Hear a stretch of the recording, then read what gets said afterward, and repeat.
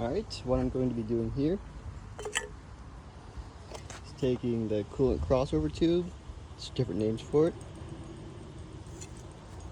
I'm going to be replacing it, but well, I guess this time I already did replace it, and but this one leaks because it doesn't have these little knobs on the ends, so it just shifts back and forth and like leaks by the seal. And how I'm going to do that, or how I did do that, is I took the air box off. You have to disconnect that hose, or I guess that pipe, this hose, and then you have to maneuver it around a couple of these studs, take it out. I'm going to be removing just this piece of plastic, piece of rubber here, and then this will give you pretty decent access to the hose here. The idea is to take this housing off, this whole thermostat housing off. I'll be disconnecting these wiring harnesses, and then this bracket that holds them, that'll be coming off. Obviously any harnesses, this hose here, I noticed that this connection down here is like really rusted, so I decided to go for the one up here. And then after that's off, you pretty much take the thermostat housing straight out, back. For this pipe here, I disconnected those, I just bent it back. Definitely, like, if you have a better way to do that, please do. Like, this is just how I did it and how I'm going to do it. It's definitely not the right way to do it. So after the thermostat housing is off, you pretty much just pull that way to get this seal off, and that will take a lot of effort. And then after the thermostat housing's out, you will you'll start pulling on this pipe to get the seal from down there out. And it is going to be way harder to do that than it looks. So I did it yesterday, and I'm going to do it again today because it leaks because it can shift back and forth because it doesn't have those knobs. Yeah, so I'll do it again, and we'll see how it goes. Alright, quick update. So what I did was I disconnected hoses, disconnected the wiring harnesses, took off the bracket, pushed it aside there because if you have coolant or water, I've been running straight distilled water for the past couple months with a pretty consistent leak, so like all my coolant was distilled water, so I didn't really have to worry about catching it. How much does that all drip?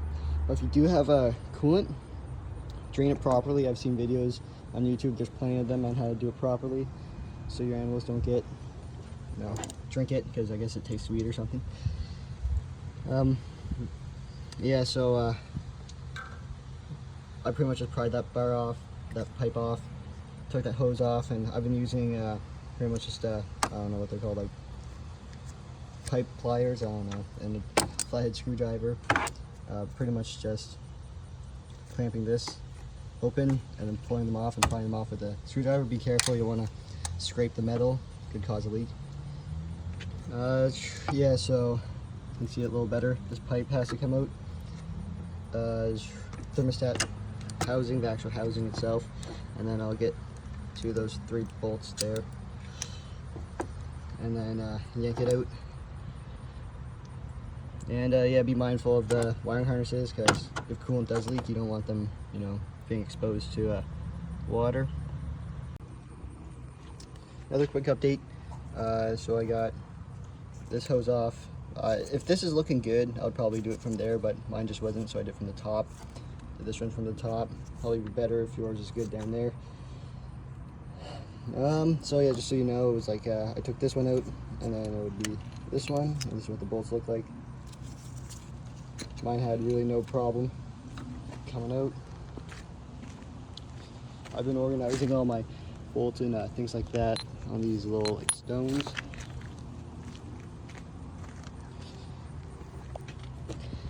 But for this had a gasket in it, and the housing also has a gasket in it, and I'm pretty sure to do this properly you're gonna have to replace those. I will not, because that takes time and money and I'm lazy. But now, as you can see, this is pretty loose. It's gonna be a little battle between a few things. So this wiring harness, don't really know how to disconnect it. Probably connection down there, we'll remove it, and this is pretty much attached to the block, So it's gonna be a little bit of a maneuvering around a few things, but pretty much what you're gonna do is like grab this, pull it straight out, and that will be hard. You might have to wedge a few things in there and like pry at it. That's how I got it. And will that damage it? Probably. But after you got that one, then you pretty much have to pull the tube from the one below here. And that one was really hard. Like, I had to use some blacksmithing tools. Like, easiest thing probably would be to get a very small, really hardened piece of metal, put it down there and like pry it out. That's how I ended up getting mine out, and that was really stuck in there. And so this bracket here I thought was attached to the exhaust or something, a chassis, but I think it might just be like a little heat shield. So I'm gonna disconnect that and put it on my new part. That's my new part. Like I said, make sure, I don't even know if I said it, make sure it has these knobs on it. That's where I went wrong with this part, probably from like China or something. Just make sure it has those knobs. While you're in here, some preventive maintenance things would be like undercoat these spots, for maybe even just swap a thermostat while you're here if you need a new one. That part seems to go. And some gaskets. Yeah, I don't know, write in the comments if you have anything else for people in the future. Just to reiterate, this is a job that I'm like couldn't find anywhere, so I'm gonna try and like put the part number. I'm gonna try and put a lot of like things so anyone like me could find it. So yeah. And there's a surprise tube back there. Forgot about that one. Yeah, just same thing. Those little pliers and flathead screwdriver should take care of that. All right. So this is the part I put in. I'm gonna owe this mistake. I knew it was gonna go in really hard, so I put like a lot of silicone grease on it, and don't do that. Just put a freaking nice little like shine to it, maybe around the ends here, but just such a little bit. I globbed it on. Don't do that at all, because very high chance it'll get into your system. And when I turned my car on, I saw little flip bits of it up here, and I felt defeated, to say the least. So that is a mistake. Do not make. I would say a very small amount is okay, just to help fit it in. But you know, mine doesn't have the tabs on the ends like it's supposed to.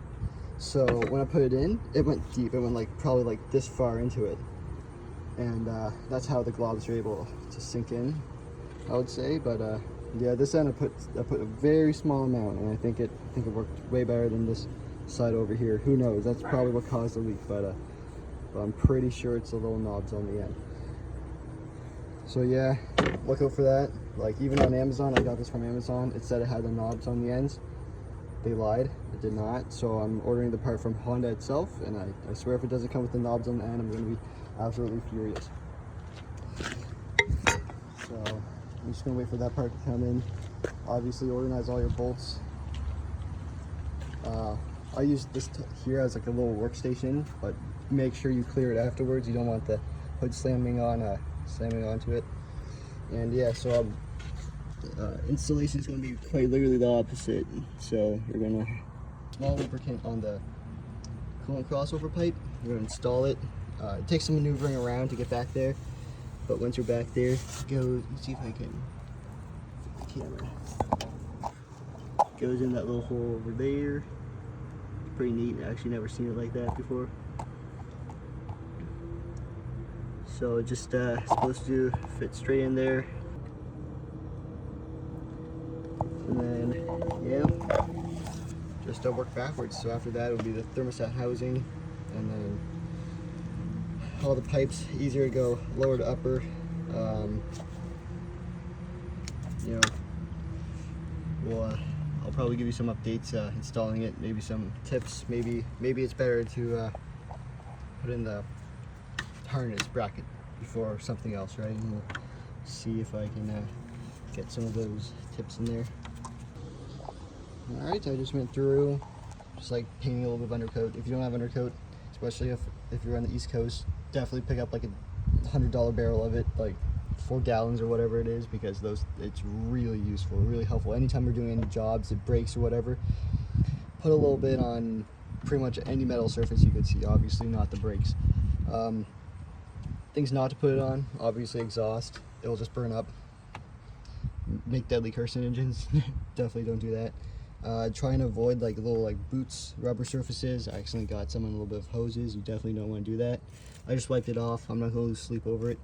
But metal pieces like that, like blanking metal objects, like this was already previously undercoated before I got it. Lines, I like doing lines. Like this is a clutch line that I replaced. What happened was the line literally blew up like right here, probably like a weak point in the previous line, and I lost clutch motor function. Definitely, like, I would put undercoat on like lines like that.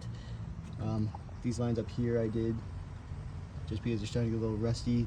Might, you know, have a hole soon, honestly. Just anything I can see now that the air box is off.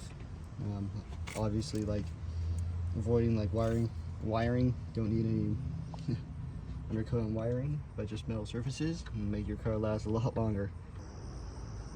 Alright, got the new part from Honda. That's what it looks like. Has the knobs, came with the O-rings, which is awesome. Put a tiny amount of silicone grease on it this time, and I also just put a little dab of undercoat around the welds, because that's where it failed last time. So I'm just gonna maneuver it around there, install it into a little pipe, and install it. There we go, success.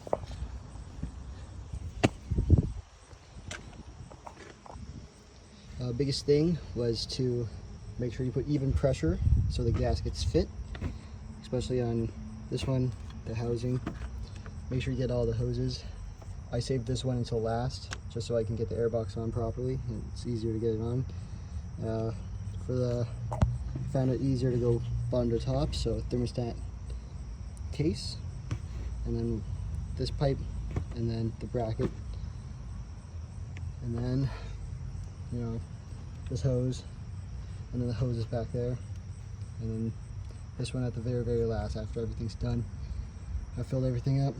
Now I'm going to turn it on, let it flush through. But if it was going to leak, it would have leaked when I put some water in that.